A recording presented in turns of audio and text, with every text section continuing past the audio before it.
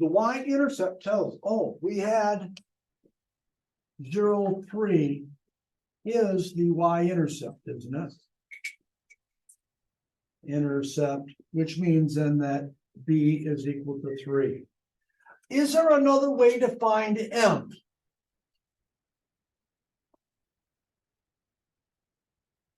You can use algebra. This would be the algebra way to do it.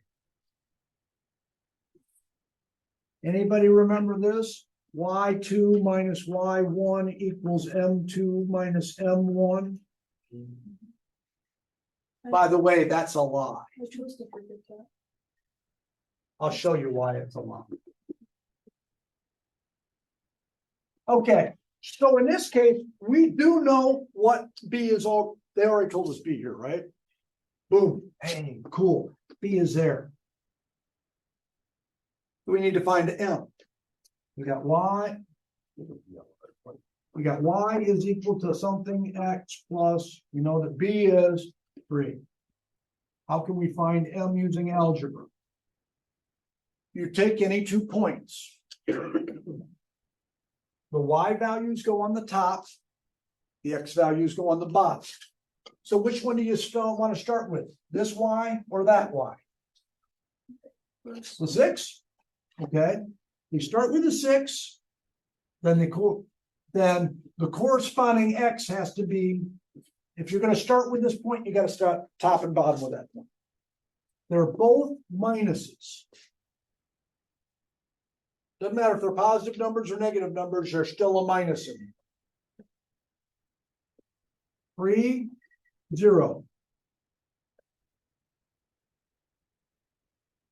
6 minus 3 is over 2. Oh, there it is. Flips 3 over 2.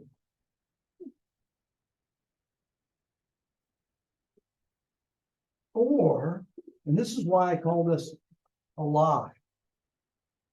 It doesn't matter which order you pick.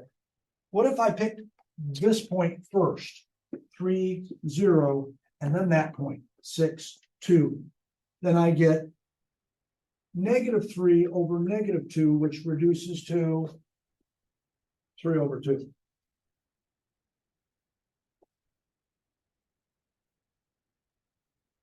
What's important is that the x's are on the bottom and the y's are on the top.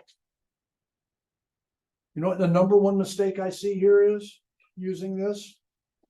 Where's my red? Put this in. Did I write 2 over 3 earlier? Why didn't you guys let me do that? It said 3 and over 2. If you let me write 2 over 3, then that's on all of you for being not attentive. Or what? Number one mistake I see using this. I will see people do this. The number one mistake. What was our mistake?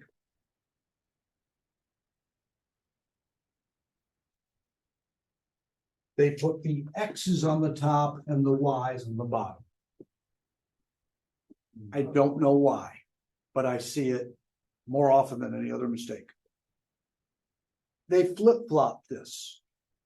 I don't know, maybe because it's alphabetical, they think X and Y. The number 2 mistake, they do something like this. 6 minus 2 and 3 minus 0. They put y minus x on each of them. Does that make sense? How can you subtract a y value from the x value? Aren't they completely different? Or actually, more often I see them putting the x first. 2 minus 6, 0 minus 3. Okay, so somebody tell me, how are you going to remember the y's go on the top and the x's go on the bottom?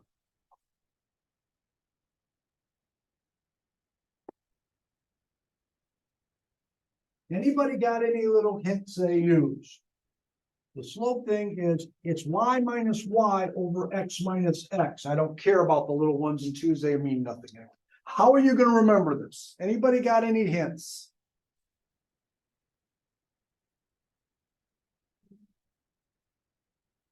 Ooh, Yes.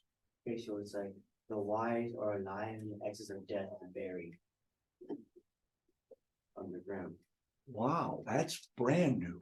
So you're saying y is alive, so it's above ground. Yeah, Okay, and x is buried dead. because you're dead and it goes below ground or buried below ground. Wow. Only you could have come up with that. But you know what? If that works for you, great. I have never heard that was a brand new one. Anybody else relate to that? It's a little out there, but hey, if it works for you, that's what I want to hear. Because oddly enough, somebody will think of that during the test and go, oh, that's right. Another one I've heard is something like this. If you use a capital Y, it's got the straight line. Or rather, what was I thinking? Take a look at your graph. Where's your Y? Your Y axis. Y is up here, X is down there. Y's are above the X. From the graph.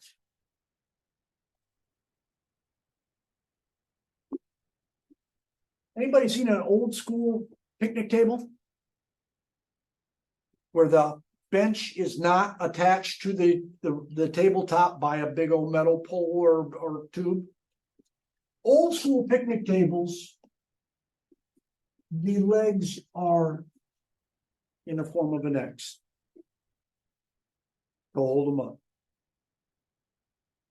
The X is holding up the table.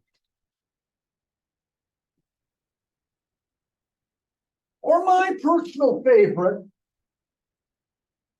I invented it.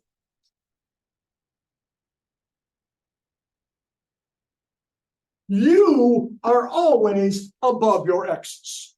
Your X's are beneath you, aren't they? That's why they're X's. You've risen up and they're down there someplace. That's my favorite. If you like it, run with it. I've actually seen that written on tests sometimes. People on their scrapbook, you over your X's. If it works, go for it. It's true, isn't it?